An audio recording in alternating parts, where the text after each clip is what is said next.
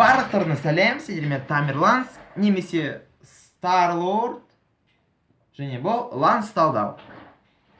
Бүгін 1 қыркүйек, мен сендерді құттықтаймын. Жақында әлемдегі ең күшті фильмнің Blu-ray версиясы шыққан. Яғни бұл тамаша фильмді ресми түрде биік сапамен қарауға болады. Бұл фильмнің аты «Кек алушылар шексіздік соғысы». Неге мен енді фильмдерді талдай бастадым? Өйткені кейбір фильмдерде мағыналық сабақтар, қорытындылар, яғни адамзатқа пайда келтіретіні болады. Шексіз соғысы фантастика болғанымен, бәрібір мен оның ішінде тіпті 2 қорытындыны таптым. Сондықтан, демек бұл фильм жақсы, мағыналық жағынан жақсы болып табылады. Мен ойымша, егер сіз бұл видеоны ашып қарасаңыз, демек сіз Марвел әлемінің кейіпкерлерімен таныс болу керексіз. Таныс. Таныс ол бұл фильмнің ең басты антагонисті болып табылады. Яғни кереғары, жауызы. Оның Қара Орден деген көмекшілер тобы бар. Қара Орденнің қатарына Proxima Midnight, Cool Obsidian, Ebony Maw мен Corvus Glaive жатады.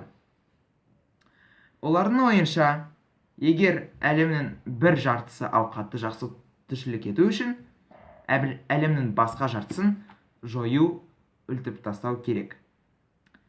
Әлемде 6 күші мықты 6 тас бар. Олардың аттары шексіздік тастары. Шексіз тастары Марвел әлемінде біртіндеп кездескен. Енді бұл 6 шексіз тастарын шексіздік қолғабына, міне осындай шексіздік қолғабына салса, кім салса, сол әлемдегі ең мықты жан, ең мықты мақұлық болып табылады. Және әлеммен не жасағысы келсе, соны істей алады. Не таныстың мақсаты осындай болған. Түсінікті деп ойлаймын. Сондықтан бастайық. Таныс шексіз қолғабын иелегеннен кейін, ол 6 тасын ең біріншісін алуға тырысады. Ең бірінші шексіз тасы күлгін түсті күш тасы, немесе сфера шары, Ксандр ғаламшарында Нова корпусында сақталған болатын. Сондықтан таныс оларға шабуыл жасап, ең бірінші шексіз тасын иеленеді. Бірақ бұны бізде фильмдерде көрсетпейді. Екінші шексіз тасы Тессеракт, немесе көк түсті кеңістік тасы, Тор Рагнарёк фильмнің қорытындысы бойынша Тордың кемесіндегі Локиде болған. Сондықтан таныс оларға күш тасы арқылы шабуыл жасайды. Ал адамдарға болса, тек қана сол апат сигналын жіберуге машасы ғана келеді. Таныс күш тасы арқылы бүкіл кемедегі адамдарды өлтіріп тастап, тек Халк, Локи, Хеймдал мен Торды ғана қалдырады. Қауіпті сезген Хеймдал өзінің күш арқылы Халкты жерге, яғни Санктум Санкторум деген сарайға жөнелтеді. Санктум Санкторум ол Нью-Йоркта тұратын 2 сиқыршының Доктор Стрэндж пен Вонгтың сарайы болып табылады. Сонда Танос Хеймдалдың тірі екенін аңғарып, оны өлтіреді. Содан Танос Локиден кеңістік тасын алады. Бірақ Локи Таносты өлтіруге тырысады, сондықтан Танос оны да өлтіреді. Міне осылай Танос енді екінші шексіздік тасын иемденген. Таностың келесі мақсаты үшінші шексіз тасы, немесе қызыл түсті шындық тасы эфир. Ол қайда білер деген ғаламшарда коллекция жиышысында сақталып тұрады. Оған Танос өзі аттануға бұйырады. Бірақ Таноста енді Қара Орден бар ғой. Сондықтан ол Қара Орденді 2 топқа бөледі. Бірінші топ Cool Obsidian мен Ebony Maw, 4-ші шексіз тасы Агамото көзі, немесе жасыл түсті уақыт тасы үшін аттанады. Оны өзіміздің туған ғаламшарымызда жерде тұратын Доктор Стрэндж иемденген болатын. Ал 5-ші шексіз тасын, яғни ақыл тасын, сары түсті ақыл тасын, Vision маңдайында иеленген. Ақыл тасы үшін Proxima Midnight пен Corvus Glaive аттанады. Қара Орден Тордың кемесінен кеткеннен кейін олар күш тасы арқылы кемені бұзып талқандайды. халық Нью-Йорктағы Санктум Санкторумның ішіне құлайды. Сондықтан Санктум Санкторумның ішінде тұратын доктор Стрэндж пен Вонгтың оның кім екенін сұрайды. Сонда Брюс Беннер таныс туралы айтады. Міне осылай ол екі сиқыршыны сақтандырады. Сонда Стрэндж, қауіптесізген Стрэндж Нью-Йоркта тұратын басқа қаһарманды темір адам немесе Тони Старкқа қоңырау шалады. Сонда Старк, Вонг, Стрэндж пен Беннер таныс туралы әңгімені жалғастырады. Сол уақытта Нью-Йоркқа Эбони-Мо мен Кул Обсидиан шабуыл жасайды. Неге? Өйткені олар доктор Стрэндж емдеген бойтұмар үшін келген. Өйткені сол бойтұмар ішінде мен айтқандай уақыт тасы сақталған. Бірақ Нью-Йоркта тағы да бір қаһарман тұрады. Ол мектепке баратын Питер Паркер немесе өрмекші адам. Енді олардың шайқасы басталды. Вонг портал жасап Кул Обсидианды басқа жерге көшіртеді. Бірақ Эбони-Мо, левитация мастері, доктор Стрэнджді оп-оңай ұстап алады. Бірақ доктор Стрэндж Эбони-Мо оның бойтұмарын алмас үшін арнайы сиқырды қолданған. Уақыт тасын алуға мұршасы келмеген Эбони-Мо докторды өз кемесіне апарады. Өрмекші адам оны тоқтатуға тырысады, бірақ ешіне шықпайды. Сондықтан ол Эбони-Моның ғарыш кемесіне мінеді. Бұны білген Тони Старк оған өзінің жаңа костюмі жібереді. Енді Питер ғарышта өзінің жаңа костюмі арқылы тыныс алады. Міне осылай Питер темір өрмекшінің костюмінде алғаш рет болады. Енді Эбони-Моның кемесінде онымен бірге доктор Стрэндж, темір адам мен темір өрмекші болады. Сол уақытта Вонг портал арқылы демалға кеткенде Брюс Беннер өзінің ескі досы Капитан Америкаға қоңырау шалады. Сол уақытта Тордың кемесіне таныс шабуыл жасаған кезде сол сапат сигналын алған галактика сақшылары координаталар арқылы сол жерге келгенде ашық ғарышта Торға кезігеді. Тор галактика сақшыларының кемесіне тіріліп таныс жайын айтады. Сонда Гамора қайда білерге бару маңызды деп айтады. Өйткені оның мақсаты танысқа шындық тасын емденуге жол бермеу. Ал Тордың жаңа мақсаты танысқа Локи мен Хеймдал үшін кегін беру. Сол үшін ол гномдар ғаламшарына недовилерге аттанады. Өйткені гномдар қару жасаудың нағыз шеберлері және оған ракета мен Грут өзінің кішкентай кемесімен бірге аттанады. Сол уақытта Шотландияда қашқын болып жүрген Вижн мен Алқызыл Мустанға Корвус Глейв пен Проксима Миднайт шабуыл жасайды. Күш азырақ Вижн мен Алқызыл Мустан жеңіліп тұрғанда оларға Капитан Америка, Қара жесір мен Сұңқар көмектеседі. Сондықтан әлсіз және жарақатталған бесеуіне қарсы тұра алмаған Корвус Глейв пен Проксима өзінің ғарыш кемесімен шегінеді. Ал сол бесеу болса өзінің Квинджет дейтін кемесіне мініп Нью-Йоркқа аттанады. Сол уақытта Бенатарда, яғни галактика сақшыларының кемесінде Гамора өзін асырап алған әкесі таныс туралы ойланады.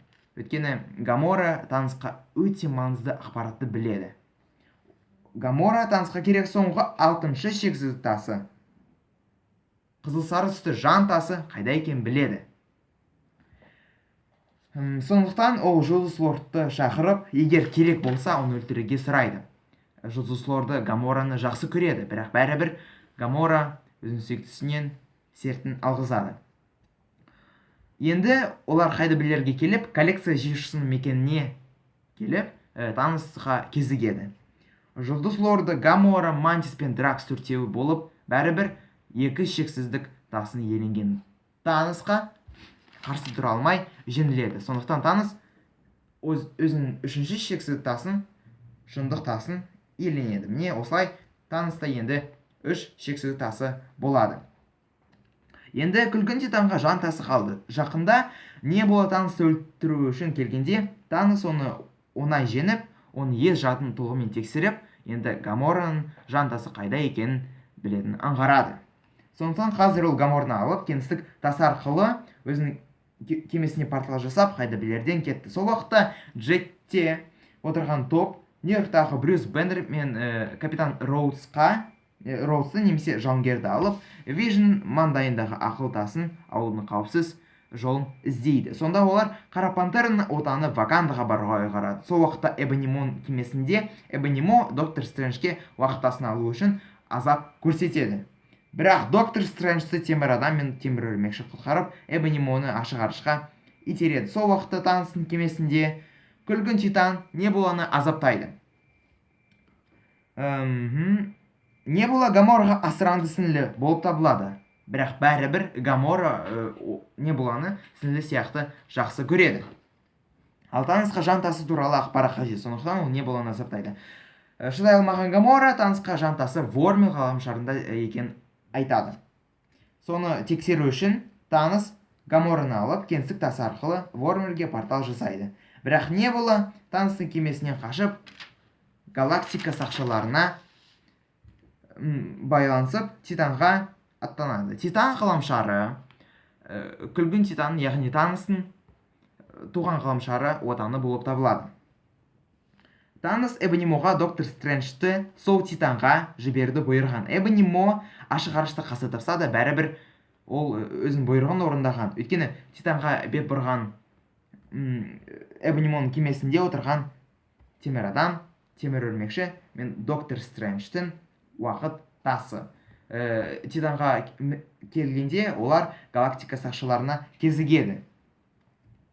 Сол уақытта Вормерде Танос Гаморамен бірге жан тасының күзетшісін, яғни Қызылбасты табады. Қызылбас Танос пен Гамораға жан тасын қалай иелеу керек екенін айтады. Жан тасын алу үшін өзінің ең сүйікті адамыңды, ең сүйікті жаныңды құрбан ету керексің.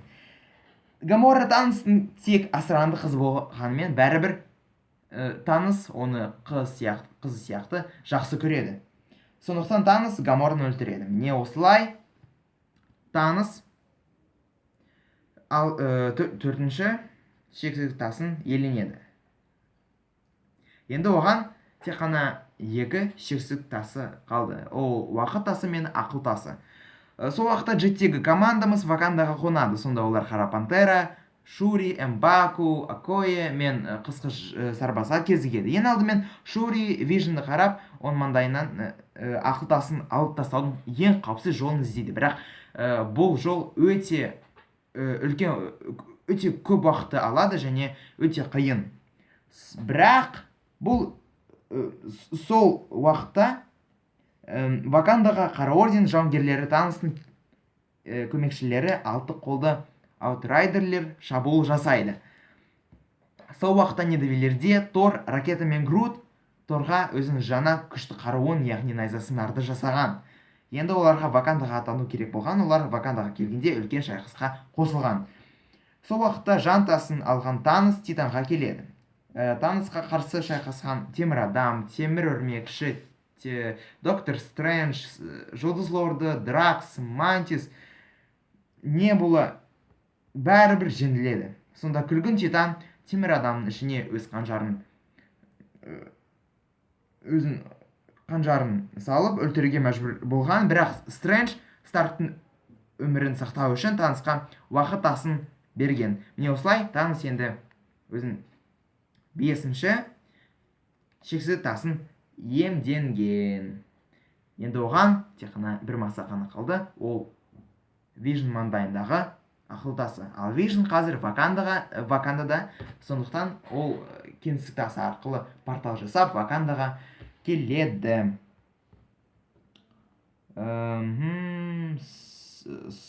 Сол үшін Танос Вакандаға келіп Вижнге жақындамақшы болады. Ал енді біздің қорытындымыз. Кек алушылар Титанға соңғы тасты алмас үшін бөгет жасағанда, Вижн өзінің сүйіктісі Алқызыл Мыстанға немесе Вандаға бір маңызды нәрсені айтады. Танос жарты әлемді өлтірмес бұрын өзінің маңдайындағы тасты жармақшы болып, Вижн өзін жарты әлем үшін, өзінің халқы үшін, отаны үшін жанын құрбан еткісі келеді.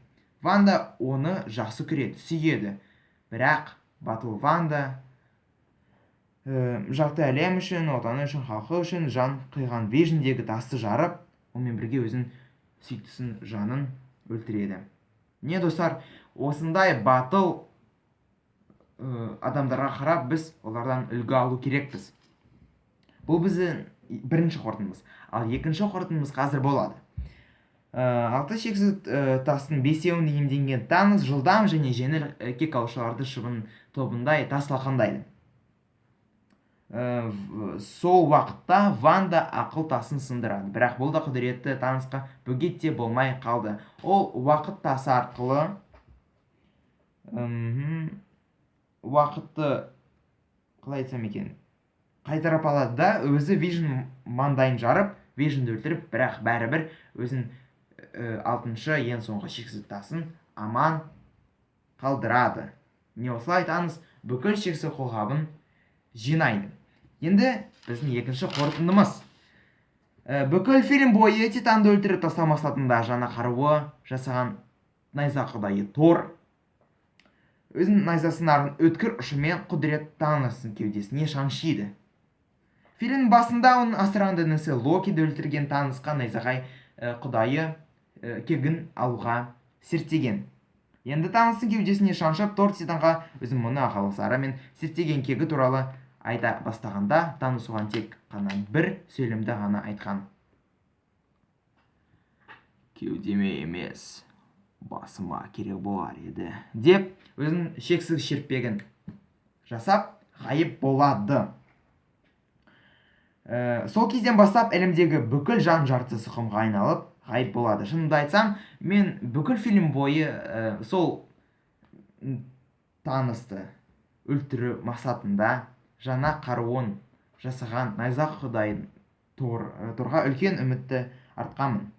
Ал ол болса өзін танысқа кегін айту үшін найзасынарды оның басына емес, уақытты созу үшін оның кеудесіне шаншыған. Ал егер Тор танысын басына тисе, әлем жартысы аман қалар еді. Яғни өзін құдіретті, уақытынды, қасиетті күшінді бұған салмай әуесенбеу керек. Бұл жаман қасиет кекшілдік болып табылады. Міне фильм осылай аяқталады. Енді видеоны қорытындылайық. Біріншісі қорытындымыз. Өзін отан үшін, халқы үшін, яғни біздің жағдайымызда жаты әлем үшін жан қию, ол өте батыл іс. Яғни бұл істі біз батыл Вандадан, яғни ақызыл мыстанан және Вижнен көре аламыз. Және екінші қорытындымыз,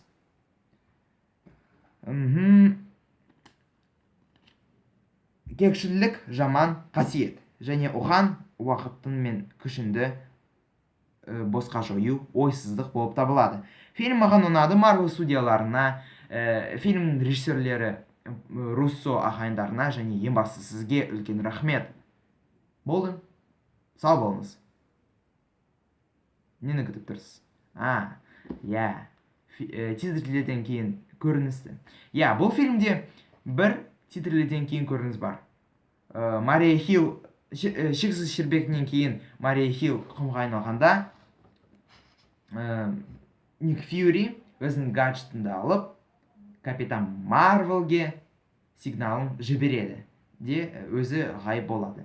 Яғни кек алушылардың 4-ші бөлімінде Капитан Марвел кек алушыларға көмектеседі. Бұл қызықты болады. Болды. Енді сау болыңыз.